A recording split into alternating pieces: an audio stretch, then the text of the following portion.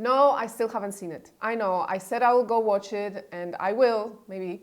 But I just found everything else in my life has been more important than going to the cinema to see Snow White. It is what it is. It didn't stop me though from watching some clips online, seeing some leaked footage, and following the ongoing controversy surrounding the movie, Rachel Zegler and Gal Gadot. And there is a lot. First of all, I have to say something. Remember when Rachel and Gal said this? You said you were bringing a modern edge to it on stage. What do you mean by that? I just mean that it's no longer 1937, and we absolutely wrote a Snow White that is... She's not going to be saved by the prince. She's not going to be saved by the prince, and she's not going to be dreaming about true love. She's dreaming about becoming the leader she knows she can be, and the leader that her late father told her that she could be if she was fearless, fair, brave, and true. Spoiler alert, she's saved by a guy, and she's woken up by true love's kiss. So what were these two talking about? Either they completely misunderstood the plot of the movie they were in, or they decided they were just going to repeat the same thing any other actress starring in Disney's live-action remake has been saying for years now. Oh, it's different now. Girl power, super boss level female hero. We don't need a man. We don't need saving. All this talk just to be saved by a guy at the end. Granted, he wasn't a prince. There is another theory I have about it. The premiere of the movie was super delayed, so I think Disney was doing some damage control. They saw our reactions to those interviews and they were like, okay, Rachel, you're off the red carpet, you won't do any interviews, and be here tomorrow at 7 a.m. because the guy has to kiss you and bring you back to life. He needs to save you. I'm gonna watch the movie. I want to give you my own honest review of it, but for now I'm having fun watching other people's reactions. Daily Mail wrote, I saw the new woke Snow White in a 450-seat cinema with a shocking amount of people. It's not hard to understand why it's bombing at the box office. The article says, working in Los Angeles, I went to see the film on a 70-foot XD screen at the Cinemark Playa Vista. There were 6 customers in the cavernous 450-seat auditorium. 2 walked out after about 40 minutes during the scene when Zegler's glorious Snow White is teaching Dopey how to whistle. It wasn't hard to understand why they couldn't stand another second of torture. I also empathized with the online reviewer who posted, if this film was being shown on a plane, I would still walk out. Then it says, little wonder.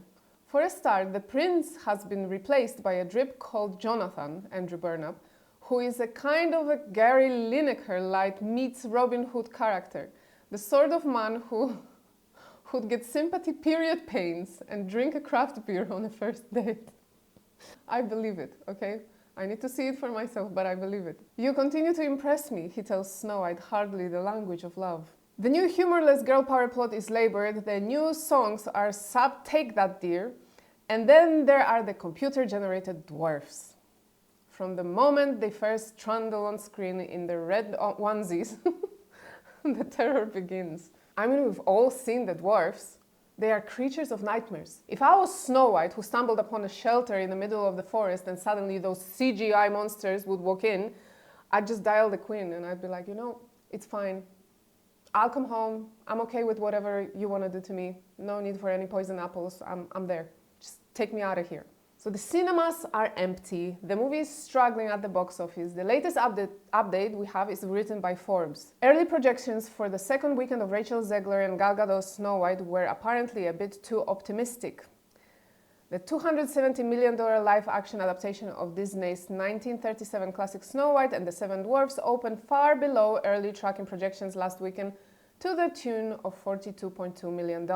We keep seeing the number 270 million, but let's not forget about all other costs, like marketing of the movie. The total Disney needs to break even is around $500 million. And because the world is full of people like me who struggle to convince themselves on spending €8 for a cinema ticket to sit for 2 hours of their lives watching Snow White, they know they will hate. I don't see this movie reaching the desired financial goals. It has now officially become the lowest rated movie on IMDb ever. 1.6 star. Damn. But my main point today is a weird political shift in the Snow White hate wave. I mean, the backlash was always related to politics, but now it has morphed into a different dimension. For a couple of years, ever since we saw Rachel in those early interviews, the world just knew that the woke Snow White won't be successful. And they did blame Rachel Zegler for it. The article of Daily Mail says, "It has become painfully clear that 23-year-old Zegler, although a talented performer and singer, is also a typical Gen Z know-all. A young actress heady with the first flash of fame, she appears to be suffused with the kind of radiant moral superiority that makes her feel qualified to judge the past by the mores of the present. In interviews to promote Snow White, she managed to create a one-woman anti-buzz, talking of how she hated the original, found it scary, only watched it once, and was disappointed with the sexual politics and lack of feminist ambition on show. The original cartoon came, you know what she said, you remember what she said. The original cartoon came out in 1937, and very evidently so. There's a big focus on Snow White's love story with the guy who literally stalks her. Weird. She said, guffing with self-delight.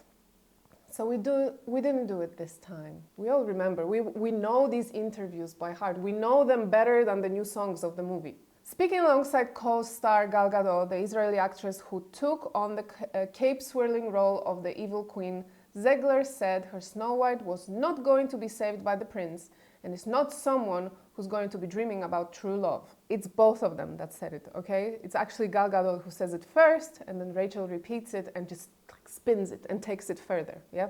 We were all exhausted already. By that point, it was like one interview I saw and I was like, oh, please. I'm just reminding you guys what happened, and I am going somewhere with it, I promise. Let's all remember again. After President Trump was re-elected last year, Zegler posted messages on her Instagram account that read, "Fuck Donald Trump and may Trump supporters never know peace." In August, she thanked Snow White fans when a clip from the film was released. "Thank you for the love and for 120 million views on our trailer in just 24 hours," she wrote. "And always remember, free Palestine." Here is the tweet. This iconic tweet now. Considering her co-star Gadot is a high-profile Israeli actress whose very involvement in the film had encouraged calls for a boycott from the usual nutter factions, wasn't it a little insensitive? The article asks. I've mentioned on my channel that I don't support either side. I'm against both. I always refuse to go into details when it comes to this, but those who hear me say it and agree, they know what I'm talking about. But I do believe that as much as it's great to advocate for what you believe in, sometimes it's just better for everyone to shut up. And we arrive at this weird thing that happened online recently. There was a shift. It is said that Disney and a large portion of the media out there started spinning story that Snow White is unsuccessful just because Rachel Zegler openly showed her support for Palestine. This is the famous tweet again, okay? Free Palestine. This tweet that was posted a year ago, almost a year ago, okay? So suddenly we are seeing outrage because how dare we blame someone who supports Palestine for this movie's flop? They are calling people who don't support the movie Zionists. Ladies and gentlemen, our little Polish Latina Rachel is suddenly the face of Palestine support and a victim of the whole situation. Because how dare people criticize someone who is so good, who tweeted free Palestine almost a year ago? Never mind the fact that the same person wished most of America to never know peace, just because they voted for a different political candidate than her. Never mind, again, that she bashed the classic movie, offended co-stars, offended the original creators. No, the new version of the story is that Rachel Zegler is the victim of the whole situation, and Zionists are targeting her movie projects because she openly voiced her support for Palestine in one tweet, almost a year ago. On the other hand, we have a huge hate wave that's just growing in strength for Gal Gadot. That wave claims that nobody went to see the movie because she's Jewish, an ex-Israeli soldier. But it's anti-Semitism to not go to see the movie, right? Because there is a Jewish person playing in it. You have to go see it, you have to go support it. People argue in the comments who actually killed the movie. Gal Gadot ruined it, not Rachel. Another one says, Rachel and Gal were probably the two worst choices for these roles. They are so unlikable, for real. They could have casted Kevin Hart as Snow White and The Rock as the evil queen, and it would have gotten a better rating. Another one, everyone saying it was Gal and not Rachel when it was clearly both of them. This one, Gal ruined it with her acting, Rachel ruined it with her wokeness. And this one, the son of the producer said that his dad had to fly all the way to Rachel's to tell her to stop commenting on political matters while promoting the movie.